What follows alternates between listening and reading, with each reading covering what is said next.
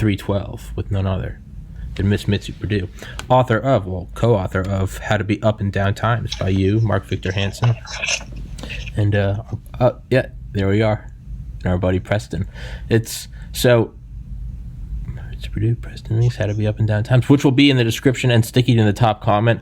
I read it earlier this year when I had on Preston Weeks, and the one thing that actually I did mention, I'm not even lying, the one thing I did mention the other day to someone was how in that book you guys talked about the idea of compartmentalizing issues, to-do lists, to all sorts of things. You're getting in a fight with your spouse, but in 5 minutes you have a big podcast. Take your brain and you go, putting that in this drawer, I will address this afterwards, or I'll address this in the morning. Right now I need to open the podcast drawer. I need to sit up straight, turn the lights on, plug the microphone in, and do this. And that's something that has actually helped me enormously. I'm so glad, because Tommy, darling, you're going to need it right now, because I'm going to do to you something that I'm going to guess that no podcast guest has ever done to you before. Oh no. I really am. So brace. And here's what's going to happen. Okay. Get a deep breath, because this is addressed not only to you, Tommy, but to our audience. I'm going to hijack your whole podcast. Oh no. Yes. Finally happened. No, it's happening. It's happening right now, because my intention is to ask you questions, because I have a little hunch that people who've been listening to you for a while, people have become fond of you. I certainly have, and I know others who have. I bet they'd like to know more about you, and that's what you're up against today. What are you going to do about it? I guess I'm going to walk. I want to give you some advice. Roll with it. Just deal with it. Okay. All right. I will not edit out anything. I can honestly say I didn't know this was coming, and we had joked about doing it or talked about doing this way off in the future. But the future is now, Tommy. But it's here. It's now. So what am I going to do? I'm going to walk. How about relax and enjoy it? I'm going to walk right into the fire like a man. So let's do this. Perfect. Okay. One of the things that I have a curiosity about, but I actually have a whole laundry list of things that I think your viewers would like to know about you. And let's start with one of the things that impresses me most about your podcast and keeps me coming back, except the times when I hijack it, is how do you seem to have an extraordinary range of interests and ability to draw from your own knowledge, like analogies and observations that I just don't understand how somebody your age can do it. Now, if you were my age, but you're not, you're 30. So what kind of background do you have? I know it's like pre-med, but how do you happen to have such a big knowledge of history, for example, or politics, or let's even go with human nature? You're on. Okay. All right. Yeah. No. Okay. So well, pre-med at UGA, to be specific, a biology degree. And if I guess I'm going to be doing an example to explain the example. I found, for instance, let's take Organic Chemistry 2, which I took in summer 2012. And that was obviously an accelerated course. It's a 5-month course over 2 months. So that's all I did summer 2012 was study Organic Chemistry, Organic Chemistry 2. We had a test every 2 weeks. And because that's all I did, I started to notice that it took about 10 or 11 days to even just get through all of the chapters for the next test. So of the 14 days in between tests, it would take about 10 or 11 days. I would go through and I would do practice tests and do the questions at the end of the book. And I would get X score, most of the time barely getting a D. I would then go through them all again, read through the chapters again. But because I'd already read through them once, I didn't need to go slow. I could go through them again. I'd maybe and I would do different questions. So it wasn't that I was remembering the answers. I would maybe get a C or a B. And I would keep going and going and going. And like clockwork, up until the night before, so we'll say maybe day 13, is when I would start scoring like 95 to 99% on the practice tests. And the morning of, I would do practice tests all day, and that's when I would start to hit the perfect 100 score. And I found that you just have to it's not enough to just look at the questions you're getting wrong and then go back and sort of spot touch those. I found by going through the whole thing again and again and again and again, you start to pick up on these big pictures and interactions that you can really only reach at the end. And I found that with the MCAT. They said you should study for about 2 months on the MCAT. I studied for 9. I memorized over 500 equations, and I personally made about 1,000 PowerPoints.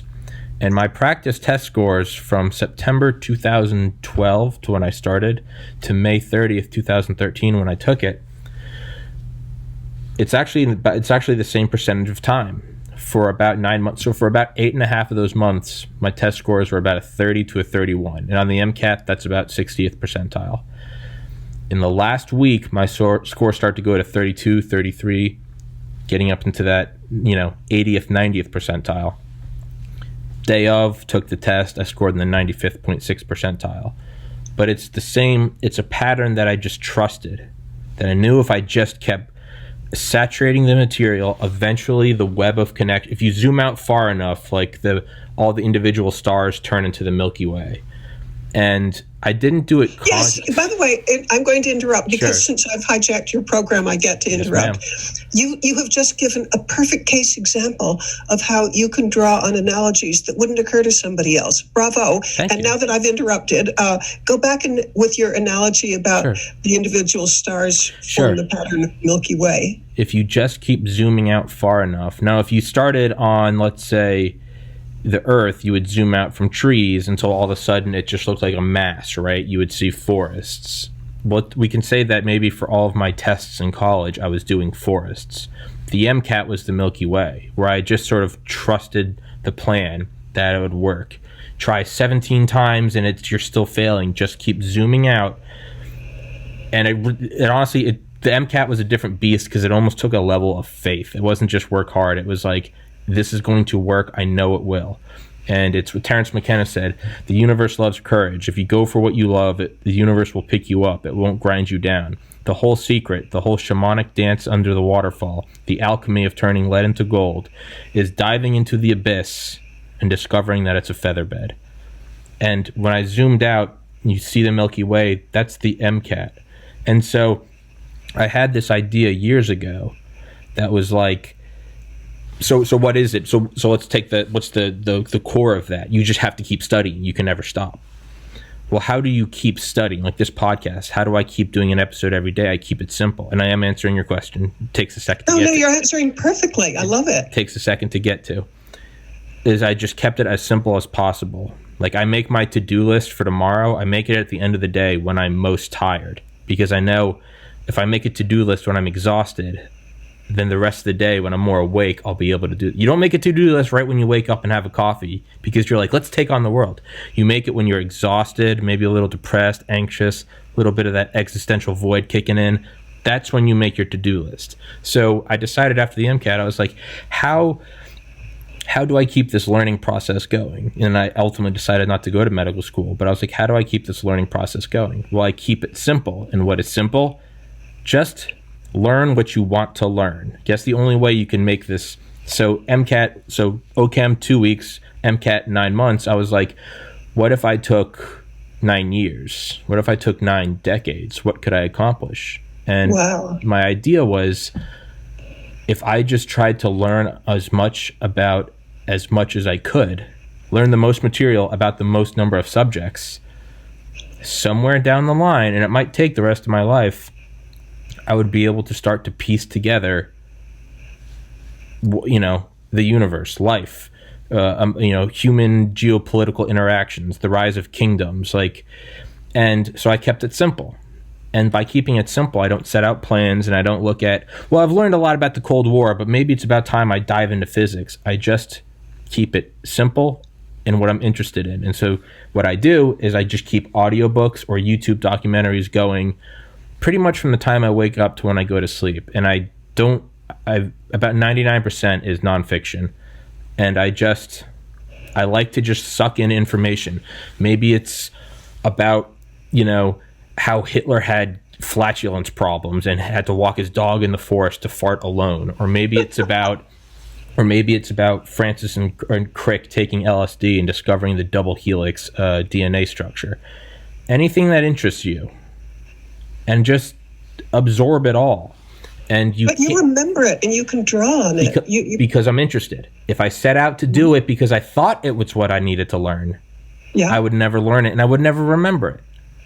I only do things I'm interested in. So what you would do is just whatever you're interested in today. I'm interested in, I don't know, the history of locomotives. And then you just go in and learn about that. And don't worry about, am I learning enough? Did I find the nugget in there? Because you'll never see the nugget until you've zoomed out enough to see the Milky Way. So the fact that I used that analogy, right, about the Milky Way, I never once was like, there's the nugget, the Milky Way. One day I'll use that in a conversation on a podcast. No, I was just like, oh, that's interesting. You zoom out and then it becomes one structure. That was a very long answer to your question, but that's what it is just, I kind of, every day I turn the vacuum on the lowest setting of my brain, and I just sort of hoover up information.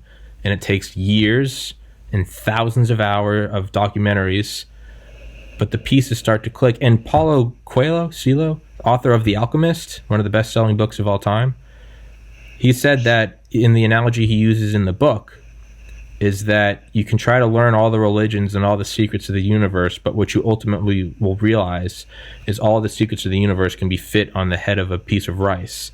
And that is what he was saying, is kind of what I've learned. Once you learn enough information, the patterns, and using examples of zooming out to the Milky Way, they all start to repeat themselves. So you don't have to learn about the Cold War and organic chemistry. You could learn a history of the construction of luxury violins. And I'm sure after enough years of studying that, you would start to be able to make astounding analogies between that and the writing of the Constitution.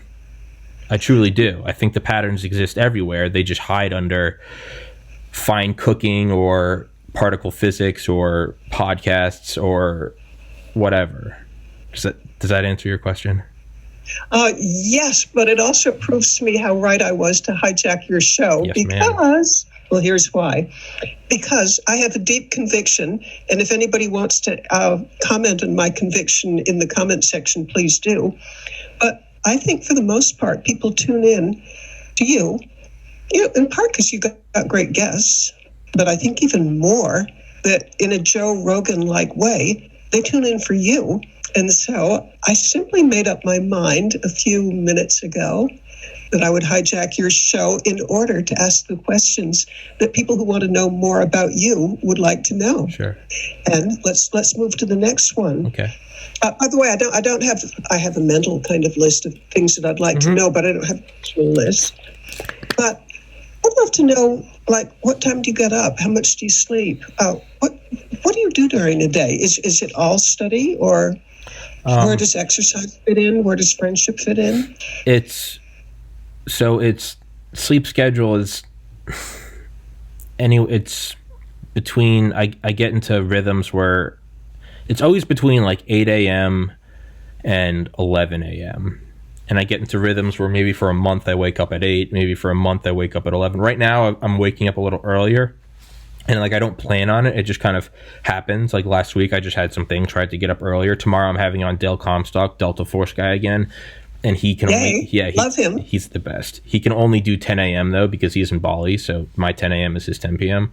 So right now, no conscious effort. I'm just kind of, or there is conscious effort in that I kind of force myself to get up, but I didn't plan to get into this 8 a.m. sleep cycle now. And are you an 8-hour a night person or a 5-hour or? Yeah. So to answer that, so first part, 8 a.m. to 11 a.m. about there. I've found that if I actually like time it or use one of those watches, I sleep for about 7 hours and 20 minutes, plus or minus like 5 minutes. But there's a mental block that you can't lay down and give yourself 7 hours and 20 minutes, because then you're going to be laying there going, I got to fall asleep. So I give myself to, when I lay down and close my eyes, I give myself between like 8.5, 9 hours. I always plan that I'm going to sleep for 9 hours, because that gives me enough leeway that if I lay there and I can't fall asleep, there's not a feedback cycle of I should be falling asleep. I have stuff to do tomorrow. Oh my God, I'm getting worked up and I gotta fall asleep. Stop working yourself up. Stop thinking about work. So I set a timer for about 9 hours, and I'll always sleep about 7 hours and 20 minutes. But by giving myself a window of 9, I don't stress myself out. But sleep, 1,000% non-negotiable. Need to do it. Next step, exercise. Within 30 minutes of waking up, I'm out the door and going to the gym. In college, I had dumbbells in my room. Exercise wakes me up even further in a way that stimulants cannot.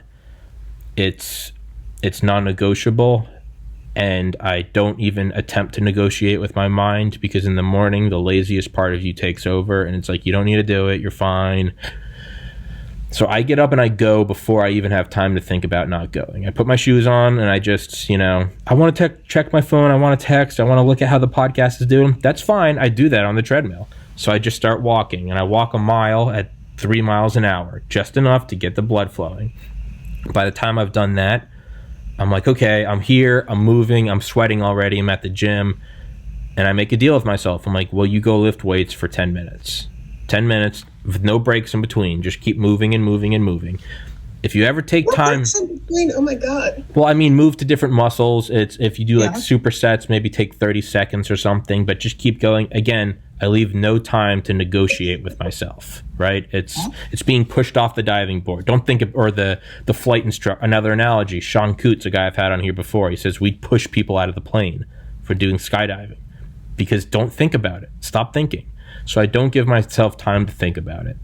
And by the time I realize how tired I am, the workout's over. So wake up, work. And how long do you spend on your workout? Hour? So it takes about 15 minutes to walk a slow mile, and then I do about 10 to 15 minutes of weight. So I'm walking in and then walking out of the gym in 30 minutes elapse. I keep it very short. And again, it's like learning. By keeping it super simple, if you wake up in bed and you're tired and you're just not having a good day, it's very easy to tell yourself, hey, can you go walk for 15 minutes? You can lie to yourself and you're like, let's go do 15. And the reality is you're Trojan horsing yourself. You're like, I got him. And then once you're on the treadmill, you're like, hey. Love it. Once you're on the treadmill, you're like, hey, can you give me 10 minutes of weights? And you can just fool yourself. And you're like, I'll go give you 10 minutes. And by the time you get going, you normally will do more. So it's this weird, almost like schizophrenic. You just have to like divide your mind and then just lie to it. And you're like, well, just go to the gym for a minute. We're fine, right? It's like the friend that's like, let's go get a beer. And you're like, fine. And next thing you know, you're 10 beers deep and it's 3 a.m. And it's that, you're like, how did he do it again? So I do that to myself every morning. The same thing so after that, shower, and then as non-negotiable as sleep and as exercise is meditation. And it's the same thing. I lie to myself every day. And I'm like, can you give me 10 minutes? And you may wonder, why would you have to lie about meditation? Isn't that a peaceful, enjoyable thing? It is, as is exercise. But you have to get started. It's like, you gotta whittle the wood before the fire starts. You have to put in energy, right? Endothermic, exothermic, enthalpy, balance equation, all that good stuff. Gibbs free energy and physics and blah, blah, blah. So I tell myself, will you give me 10 minutes? If I tell myself that I'll have 10... I want to hear the rest of the day, but Sure. But I don't want to lose the thought of meditation, because I'm not into meditation. I have not successfully done it.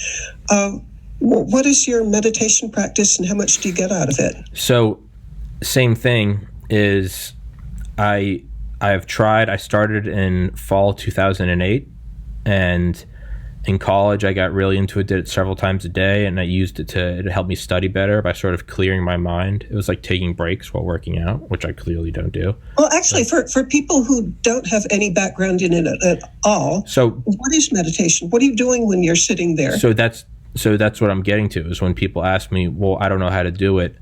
It's like if someone said, I don't even know how to pray.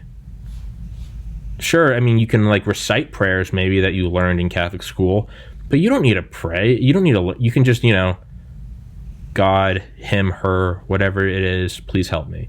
You don't need anyone to tell you how to pray, right? It's the same. Yeah. So how do you do it? I sit there, and after years of trying different techniques, you need to focus on your breath, you need to focus on the universe, you need to focus on love, and eventually what I got the most out of was Alan Watts, who 1915 and 1973 said the best way to meditate is to do nothing.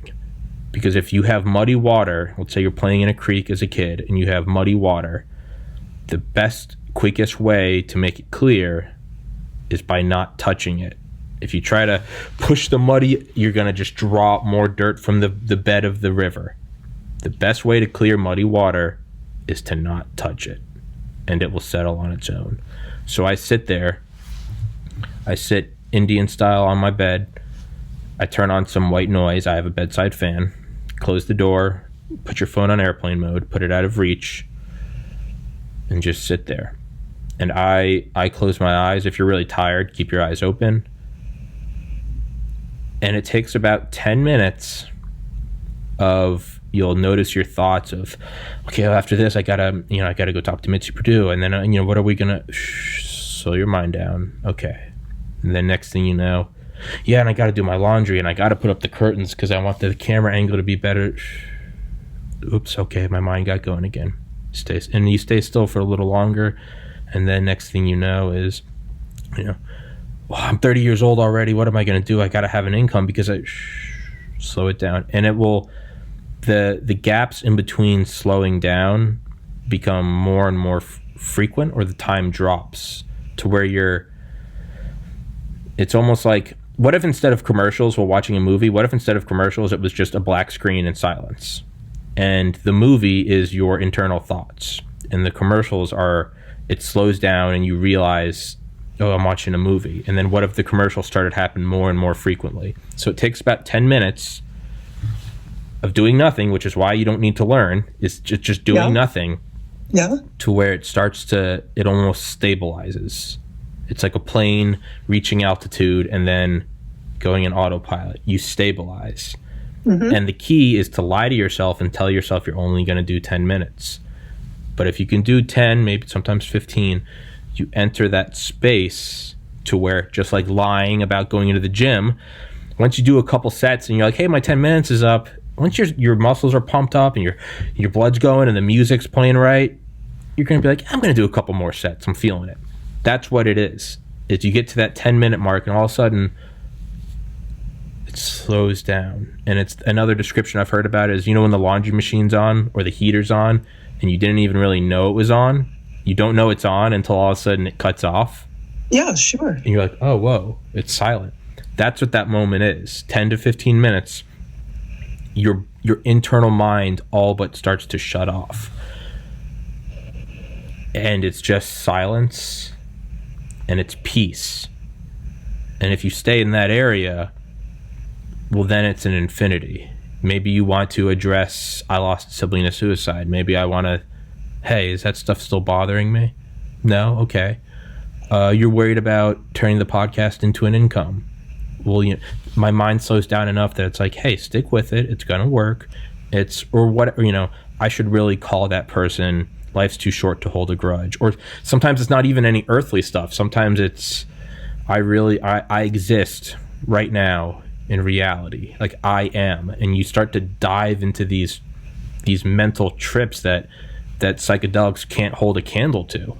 And you go in and it's just peace and your mind clears and you look at simple things. You start to see the long-term pattern of what you're doing, building a podcast. You start to see it as, I'm constructing a skyscraper. And today, don't worry about the 100th floor. Today, I just want you to can you put down 10 more bricks? Okay. And instead of it being this, I'll never complete it, when you're in a meditative state, you see the big picture and you go, oh, okay, just do 10 more because it's going to be great. So what that 10 minutes, 10, 15 minutes helps me do, and then if I get into it, maybe I'll stay for 15 more minutes, rarely go over a half hour. A few times in my life, I've gone for like 3 hours. You just fall into it. As soon as I end that meditation, so now I've woken up, now I've exercised, showered, shaved, put on clean clothes, meditate. As soon as I exit that meditation state, I walk in here and I do a podcast. So now I'm only doing one, let's say, sometimes I do more, but let's say I'm putting out a podcast a day. Well, how would you build up a podcast? You would prime yourself to where you're arrested, you've exercised, and you are now in this state of peace and gratitude and thankfulness. You come on, camera's on. You are the person that just did a warm-up mile, and now the Super Bowl starts, and you're ready to go Tom Brady and just start hitting passes.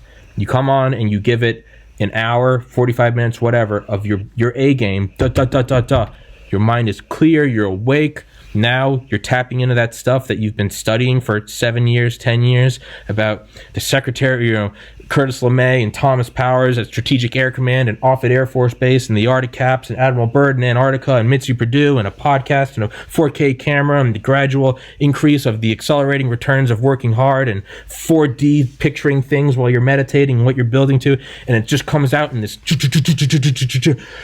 And by the time it starts to die down, let's wrap it up, folks. That was a great podcast. Thanks for being here. We'll be back tomorrow. And then as soon as I'm finished with that, I normally kind of just drool and I get on something simple like Facebook, and I kind of just let my brain take a minute. And then I have the rest of the day. Let's say you have to go to work, do whatever. So what do you do for the rest of the day? Because that's only a couple hours that we've covered. Let's say it was an hour to work. My energy. Yeah, you have a lot. Kind of take, let yourself clear up a little bit. The rest of the day, what I do is I passively put on information in the background. Audiobook, documentary. And a rule I have with myself is that I never force myself to rewind anything. So let's say you're listening to a book and then you realize you're I haven't even been paying attention for 10 minutes. So you rewind it and you're okay. And then it's kind of like meditation. Another 10 minutes goes by, you're I'm still not paying, when you read a book and you have to keep going back. Yeah. That makes it work, and that makes it difficult, and that makes you less likely to keep doing it. So what I do is I just let it go on passively in the background, and it just plays, and every once in a while I'll pick up on something interesting, and I just let it play. And sometimes I'm hooked and I pay attention to every second and every word for the duration of the book. Sometimes it comes in and out. What are you doing while you're listening? All sorts of stuff. Maybe you're walking, maybe you're sorting laundry. Walking, laundry, cleaning, grocery store, driving, put in headphones, do whatever, editing the videos, emailing new guests, just put it, and if I don't have anything else to do, I'll do something I'll pull up solitaire on my phone, or I play video games, but I mute. Are you telling me that you can do solitaire and listen to a book on tape? Well, that's the thing, is because you're not consciously listening. You're letting it play like you would music. Do you absorb anything when you're not focused on it? So yeah, I do. And what it is it's almost like your brain kind of splits and you have a secretary. And when something interesting comes up, it's sort of pay attention. And you're oh, that's so cool. I never knew about the nuclear submarines in the Gulf of wherever in Soviet Russia. And then when it's almost something that's not valuable, your brain almost knows it for you, and it's you don't have to pay attention. This part's not important, right? Like a movie theater, you can go to the bathroom. You're not missing anything. And then what happens is when you find a jewel like that, Operation Ivy Bells, putting American nuclear subs in this Gulf in Soviet Russia, where we literally parked on the seabed in a Gulf. They said they were so close, if they had come out and swam to the surface, they said you probably could have thrown a football and hit Soviet soil. But when I learn something like that, I'll take that and I'll try to almost like a file. I'll click on that. So I learn about that. I will now go into YouTube and try to find documentaries specifically about Operation Ivy Bells. Now, to use an example, I learned about that in the book Blind Man's Bluff, all about nuclear submarines. I just played it on the background. Of that entire thing, there were some interesting things, but the thing that stuck out was Operation Ivy Bells. I will now take that thing and I will dive into that, and that's something where I'm paying attention because I'm this is amazing. And then once I've done it all, sometimes I might listen a second time, a third time, a fifth time. Eventually I exhaust it. And just like meditation or exercise, I never want to start the next audiobook. But I will, and I'll pull something up, and I'll let it play. And then while doing that, I'll pick up through passive absorption, I'll pick up a new topic I want to listen to, and I'll find a jewel in there, and then I'll start to expand on that. And Mitzi, you froze up. I saw your image freeze up while I was talking, so I finished my thought, and then what I was saying, though, touch up real quick. I don't see that you're recording, by the way. It says recording. Help, mine doesn't. I must be in the... Okay, I'm with you. You're recording. Okay. So the thought I was finishing up was I'll let audiobooks play in the background until I pick up a tab of information I like. It'd be like if you took an encyclopedia and then just flipped through it. You'd pause when you saw something. What is that? That's a big ancient crocodile or whatever you're interested in. Look at the size of that cathedral. You then look at it and you go, oh, this is whatever, a basilica. You then might go in and go, now I want to go learn about basilicas. So what I do is I almost treat audiobooks as like encyclopedias. And it's, so for instance, Blind Man's Bluff, the best book about like nuclear subs there is, that was almost an encyclopedia. And I flipped through it, if you will, learned about Operation Ivy Bells. I was like, that's insane. And I went in and I learned all about that. And then what happens is once you finish learning about a subject, it's a lot like waking up the next morning. You don't want to go to the gym. Even if you've gone to the gym every morning for a decade and a half, you wake up and you go, I don't want to go. I never... Just what you mean? Yeah. I never want to start a new audiobook. I'm just like, why? I just want to listen to music. I want to play video games. But I just like meditation or like the gym.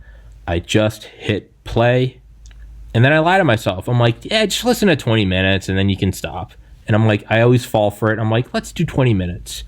Next thing you know, you're turning it on. You're like, who is this guy? General Smedley Butler, who retired from the Marines in 1933 and was friends with FDR. And the grandfather of George Bush, Prescott Bush, was buddy with J.P. Morgan. And in 1933, they wanted to overthrow FDR in a thing called the business plot. And Smedley Butler said he would do it, but he did it just to find out information. And then he turned down their coup and further strengthened as a Republican. He went on a circuit and actually campaigned for FDR because he saw evil forces in the government. Not a lot of people know about that. I never knew about that. I sure didn't. Yeah, the business plot, capital B, capital P, the business plot. Some financial backers. Are you aware that there was something that I just watched on The Crown, something remarkably similar to that happens? Well, I guess this is post-World War II, but where people wanted to get rid of the socialist government and they were plotting a coup. Yeah, happens all the time, and you don't learn about it. And then all of a sudden it's, well, who's this Smedley Butler character? And you go in and you read about him, you go, oh, this is the most decorated Marine in United States history. Went in as an enlisted man, finished as a major general, was friends with FDR. Led wars in China, the Caribbean, in World War I. He knew MacArthur before World War II, and at the end of it all, he came out and he gave I'm sure you're aware of the military-industrial complex speech by Dwight Eisenhower on his last day in office. Beware in the councils of government about unwarranted influence from the military-industrial complex. That was in 1960. Smedley Butler gave a speech in 1933, 27 years prior, about almost the same thing. He said war is a racket.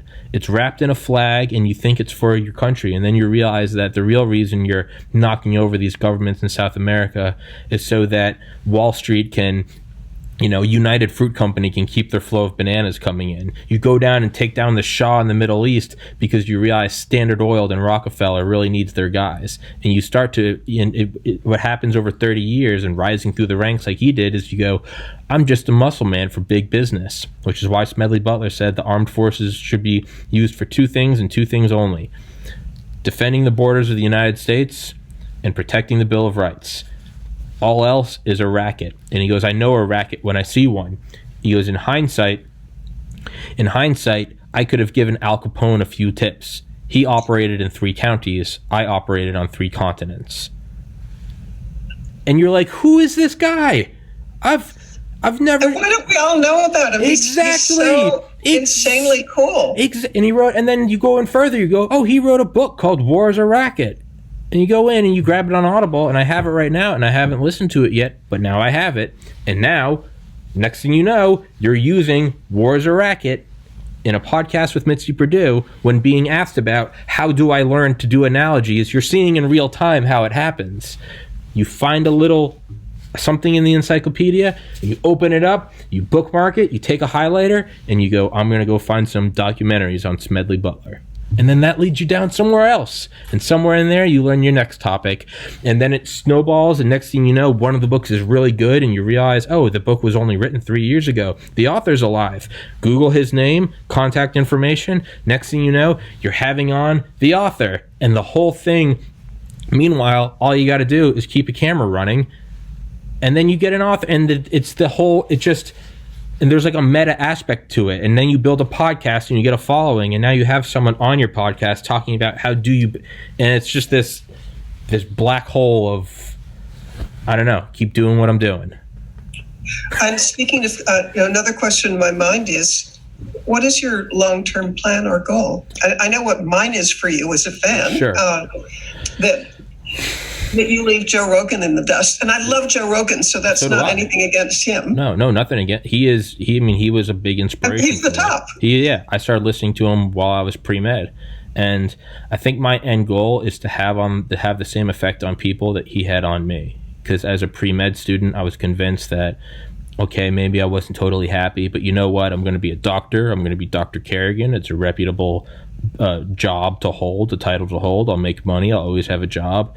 Yeah, I'm not really happy, but you know what? This is as good as it gets. Listening to Joe Rogan and hearing this guy talking about it, he's like, don't just give up, do what you want. He was like, chase what you love. Just start now. Be a good person, and like good things will come back.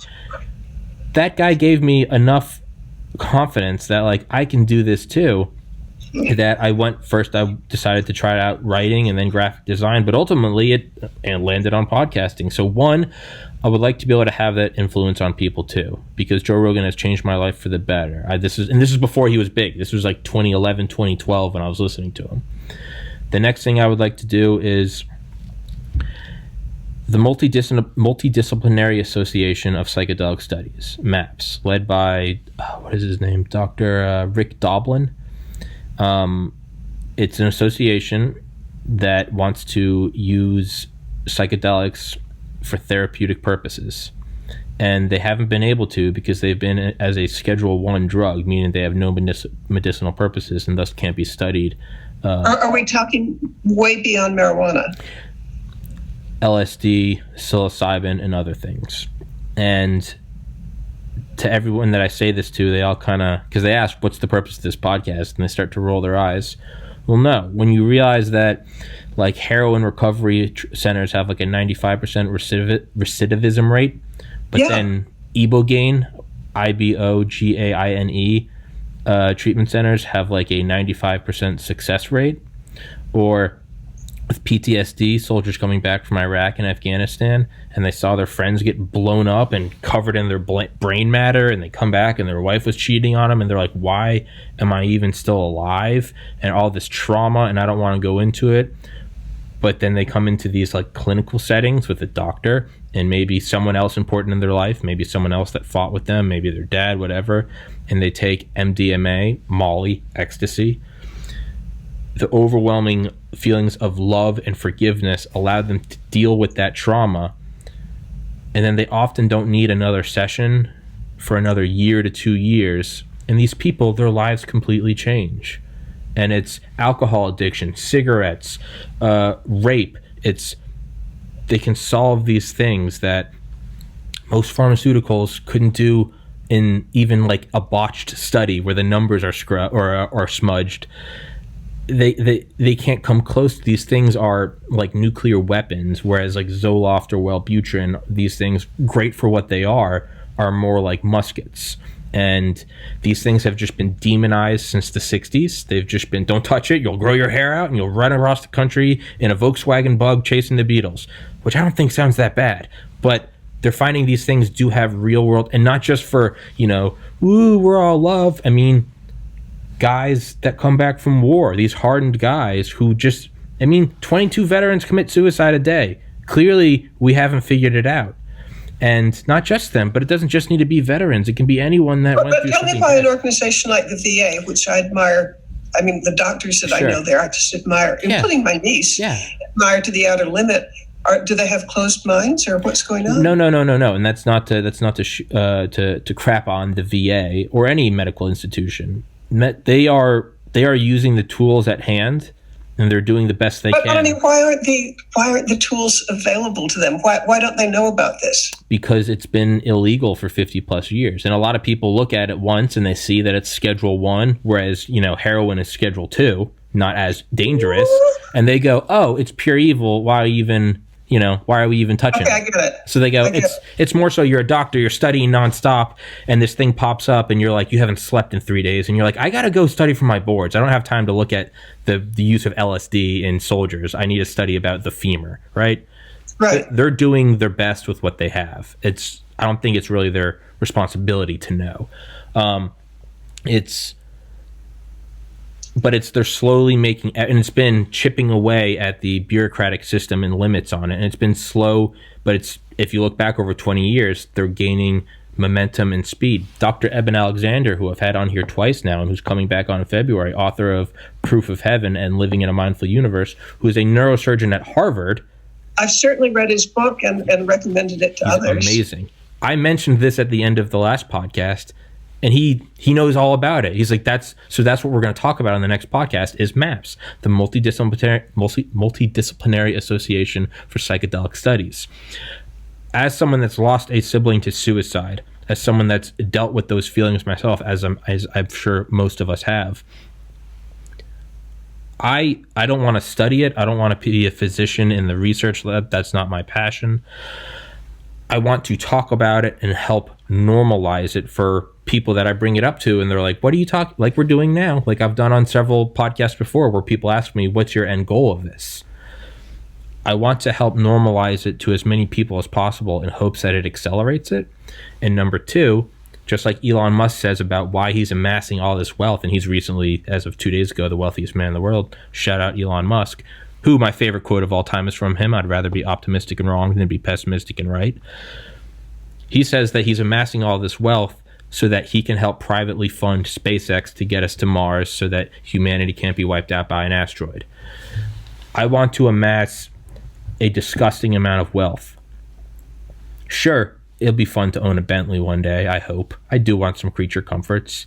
But what I really want is I just want to make the biggest donation ever to MAPS. I don't want them to have to rely on federal funding, because it's not a government agency.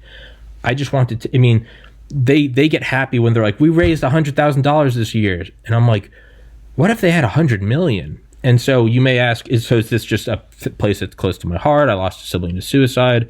I was going to be a doctor. It's not just that. If you can change things on a ground level of helping people with the beast of all beasts, we are in the dark ages of mental health. We are doing the equivalent of putting leeches on skin. If we can fix things at a base level, what is the ripple effect? How many families don't lose a veteran dad to suicide? And then how many families now don't have a kid that grows up and gets into trouble because he didn't have a father figure? How many communities or just friendships, social circles? I lost my brother, but a lot of friends lost John, their friend. What are the ripple effects of that? And not only that, is when this becomes a mode of helping people, it's rising and rising and rising and rising. What happens when all of a sudden the person that's helped with mental health, what happens when they're not a me or a John? What happens when it's a Steve Jobs or an Elon Musk? Oh yeah. And all of a sudden you get someone with $100 billion in the bank, and they have this enlightening experience. And unlike me, where I come out of it and I go, let's be nicer to people, what if they come out of it and go, let's solve world hunger? So it's MAPS is like gasoline. And most of us, it's just we're soaking it up, but nothing's really happening. All it needs to do is run over one person that is a match. And then that can change the world. And a podcast can do that. But that's we have something of a time limit. I sure. have one other Yeah. Oh yeah. We've already gone over the time limit. I'm sorry. Yeah, but it's worth it. I'm sorry. I didn't even realize it. I didn't even realize that. I'm sorry. I went 10 minutes over. But sorry, to answer your question, end goal, raise a lot of wealth. To do that, it doesn't even need to be a podcast. You could be a stockbroker. You could own land. It's the end goal is wealth, psychedelic studies, hopefully. And it doesn't even need to change the world. Maybe you just help people that are suicidal, which to me, that's still good. You know, I'm very involved in human trafficking. Oh, I'm not going to mention what I'm involved in. No, you are. You're in. No, don't say it. Let's just say HT. Okay. And people who've heard me before, I think, would know what that's about. It has the word human, and then I'm going to have some other words in between, and then the word trafficking, and then the algorithms won't pick us up. Yeah. But I've noticed that you have an awful lot more viewers and responses to you than YouTube seems to mention. What gives? And don't mention the HT thing because I was on with you once, and just in seconds we had like 5,000 people. Mm-hmm. The next time when we mentioned the HT thing, okay, I'll repeat what happened. I usually sleep just beautifully through the night, but just once I woke up in the middle of the night and it was 4:00, and I did what any normal person does who wakes up in the middle of the night. I immediately went to my iPad and turned on your podcast, and you had just posted a podcast with me. Woohoo! And, in a matter of like minutes, like I'm not sure, 5 minutes, 2 minutes, there are already 96 views. And I'm thinking, oh, this is so great. I'll top the 5,000 I had before. But when I turned it on like an hour later, my 96 had gone to 74. And how can a cumulative